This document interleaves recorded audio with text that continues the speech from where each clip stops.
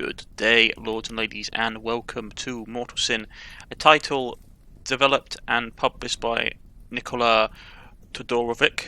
It is an action horror roguelike. It's coming out in the first quarter of 2022, and I'm going to show it off a little bit. So first of all, let's check out the settings. Navigation to help you hints, charge, parry, hint, enable tutorials. General controller setups looks good. Key bindings, mouse, reverse, XY axis. Look sensitivity, standard stuff. Doesn't seem to be doing anything with keyboard, with controllers though. Audio, standard setup. Visual, not a bad range. So overall, settings look pretty what you expect from a relatively well-made indie title. Let's try out Mortal Sin, shall we? Now, I don't tend to play a lot of horror games. It's not really a genre I like that much, but we can check it out. To live in this realm is to suffer.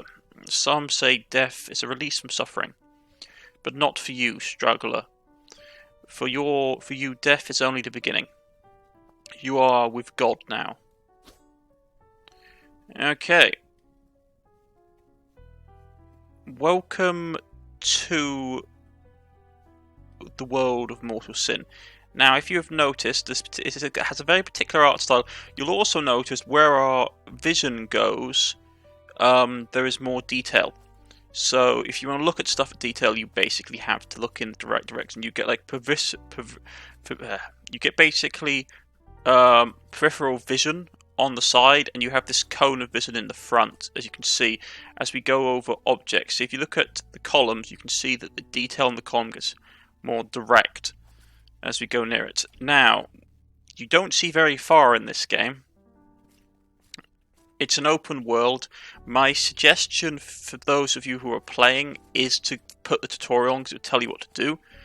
Part absolution.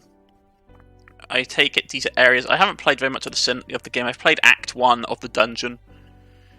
And you go through, there are different perks and stuff you can unlock.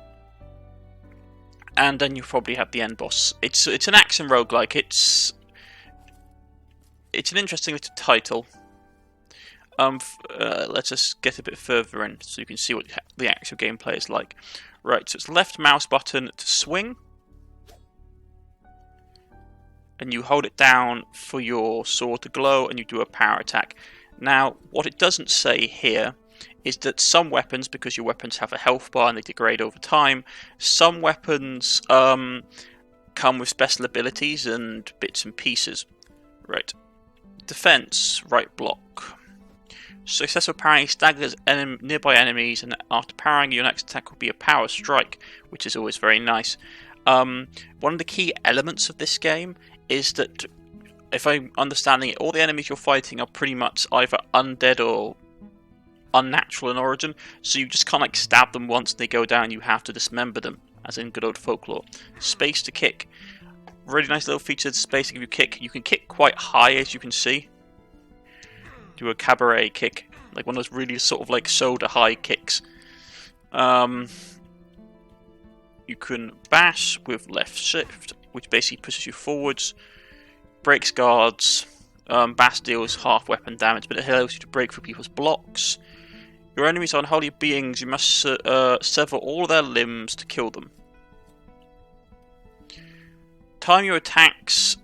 Time your next attack at the moment your current attack hits. Can't combo with the same attack twice in a row.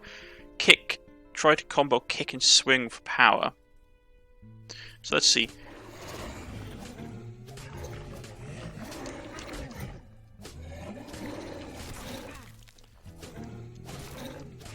It takes a bit of practice.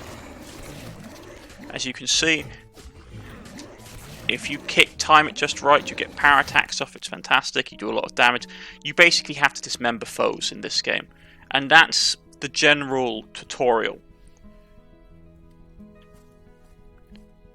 The art style is lovely. You get a lot of details, like see different color tones for the lights. Let's go down into the dungeon, shall we? Right. So you see above here, at the top of the middle of the screen, well, the middle section, the top section of the screen, you see a gauntlet pointing you towards what looks like a red square. That is basically pointing you towards the exit. It will also point you towards anything that you need to do to get out of the dungeon. And here is one of the enemies of the game.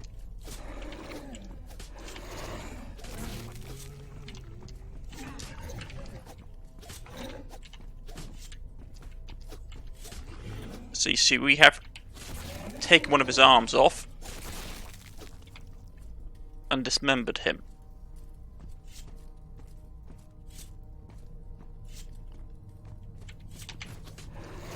Now, the enemies do dodge.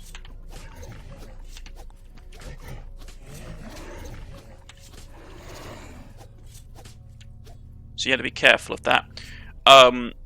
On the bottom left-hand side, you have your health bar. You have health potions which charge up over time. On the right-hand side, you have your weapon, the HP of the weapon, because your weapon has HP which goes down over time. I believe you can repair the quality of the weapon by pressing V. If you press V, basically a little blue bar fills up and your weapon's quality is restored. You have currency here. You have these eye things that hang from the walls. You're definitely not in Texas anymore, or Kansas anymore. There's also equipment, protection, armor protection as defense, which basically, I believe, gives us a degree of armor. You can press tab to see your stats. Reduces all damage taken, health, attack speed. So basic roguelike stats. This stuff does degrade over time.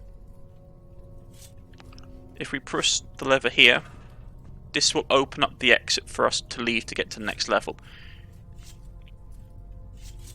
But if we want to, we can explore a bit deeper into this level.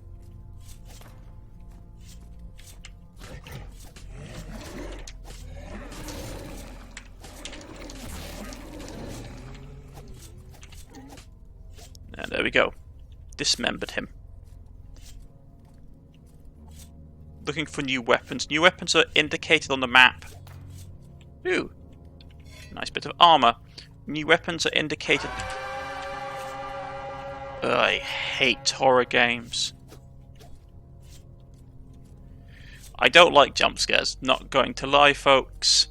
As you can see here, attack 10, speed 0.65, radius 5. Let's just try it out. When you get a new weapon, it normally switches. So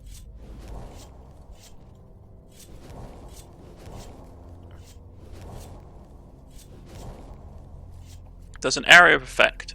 Very nice. Let's save it for now. So if you press V, yeah, it basically replenishes the quality of all of your items and equipment, which is always very nice. I shouldn't have used it yet, very likely. Probably something there, I don't know.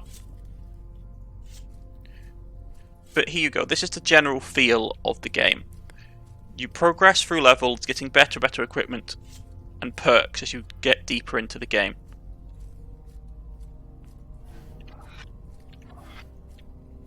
As you can see, our bar recharges.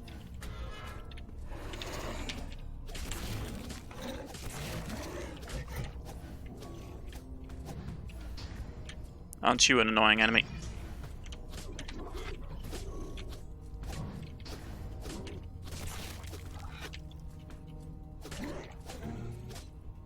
There we go.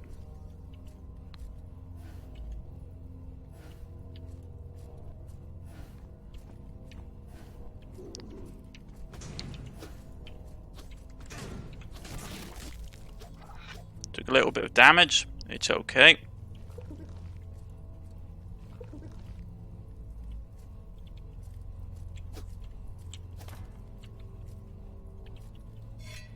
Helmet of Regeneration. Very nice.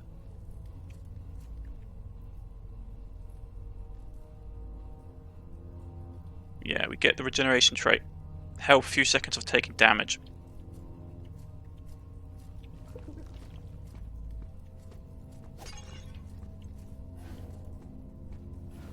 something on the other side of this wall. There's also two... The game indicates how many levers you have to press to come in and to get out of the level that you're in by the two little red marks above you. So it's telling us that there's two levers we have to press.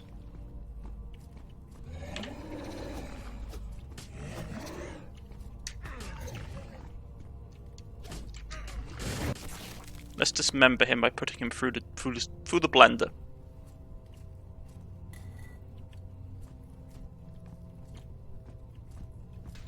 Okay, it's one of these things. These things are annoying because they are basically something you have to kill. They are automatic turrets.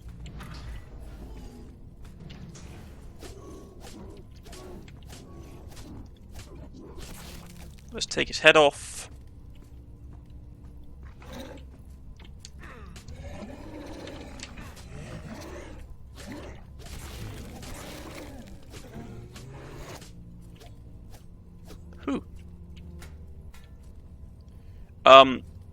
To let you know, because the game doesn't, new weapons are always on the right hand side of the screen while your existing ones are on the left. Rightio.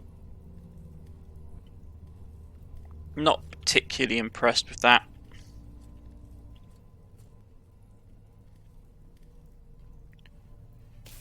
How does it hold up compared to this one? It is better than the one we currently have.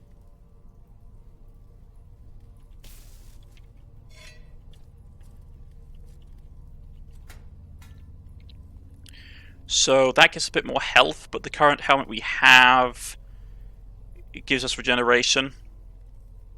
Personally, I like the one that gives a little bit more health and crit chance myself. This sword is just straight up better than the sword we have. That increases our attack, but the one we currently have is the one we would get is enemies hit by traps will explode on impact, consume this item's durability on use.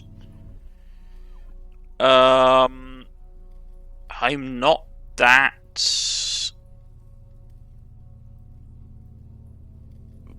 I'd prefer to have the attack speed personally. The fact that you have an ability which is basically used up when we hit something into a trap is not great.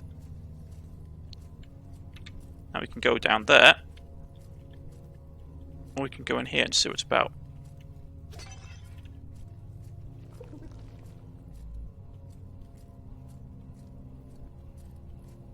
That's a flesh sack that's being popped.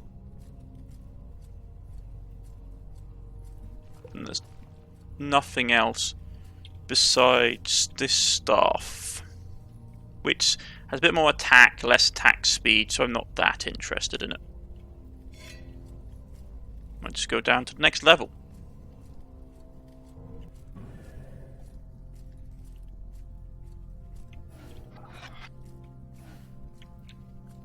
Cleave, a very fast weapon, limited range. So let's see what that does.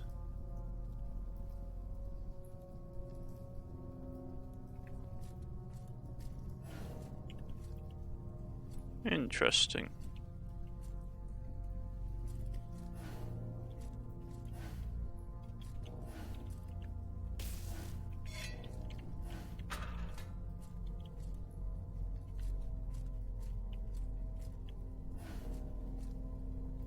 So basically these are rewards. So what do we get?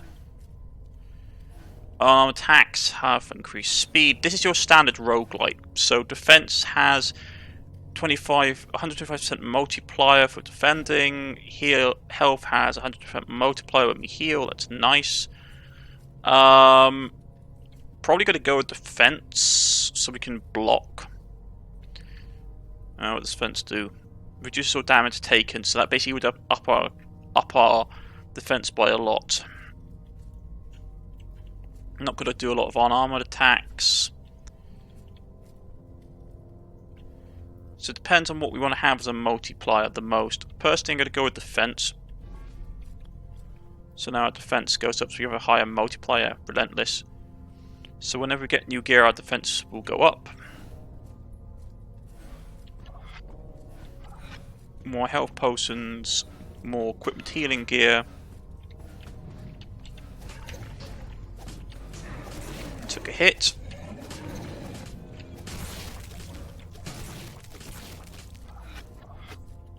Right here.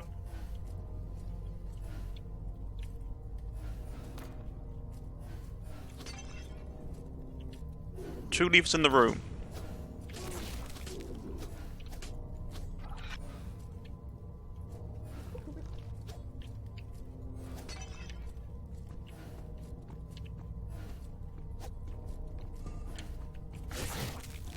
There's a power attack off.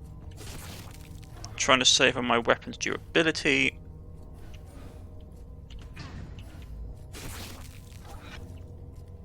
Took a nasty hit.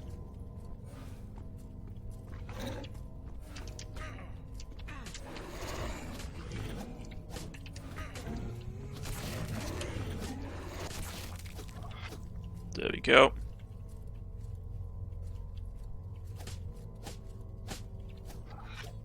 Get a bit more currency. Don't know what we spend it on yet.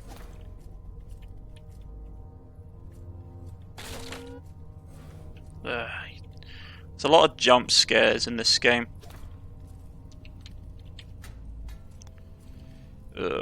Movement speed, that's always nice. Archery is starting to get a bit worn out, so I will hit V to get everything repaired up.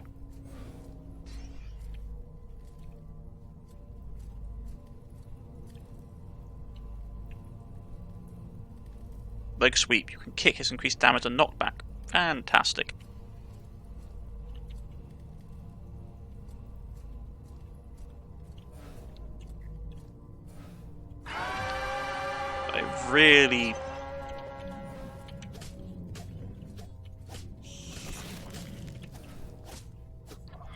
I really dislike jump scares.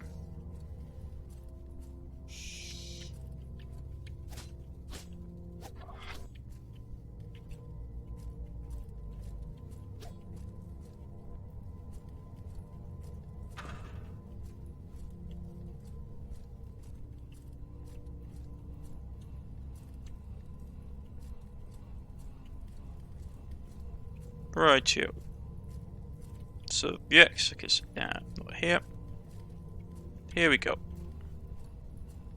Down to the next floor. Crafting anvil unlocked. You can craft powerful weapons equipment in the starting area. So I suppose the deeper we go in, the more stuff is unlocked at the beginning of our base, or of the run. This is a roguelike after all, so they expect you to basically die at some point. But this is mortal sin, folks. I think it's a nice game. Like, there are some things I wish that were different, slightly more like detail on your peripheral vision would be nice. But it's nice. Like, if I was going to have a couple of complaints, I'm not a massive fan of like where the weapon is hanging in the screen. It'd be nice if it was slightly a bit over to one side or the other. Having it nearly dead center is a bit sort of throws you off because it looks like you're running around with the weapon held out in front of you. So it'd be nice for it to be sort of off to the side kind of thing, just ever so slightly. It's nice. I think your weapons would. I would like to have the weapons feel they had a bit more weight to them when you swung them, because like when you cut for an enemy, it doesn't really feel like you're doing anything. It's like just cutting through tofu. It'd be nice if they had like a overhanded slash that was part of the combo as well, not just a power slash, because if you're just doing a normal slash, you just go like this backwards and forwards all the time. Being a roguelike, you can expect a lot more enemies. The further you get into the game, a lot more enemies you're going to be expecting to run into. I haven't run into many variations yet, only those two so far. But it's a nice little title. If you like roguelikes and you want something that looks a bit different, this is definitely something to pick up. It does take a bit of getting used to. The art style is very different from what a lot of roguelikes are like.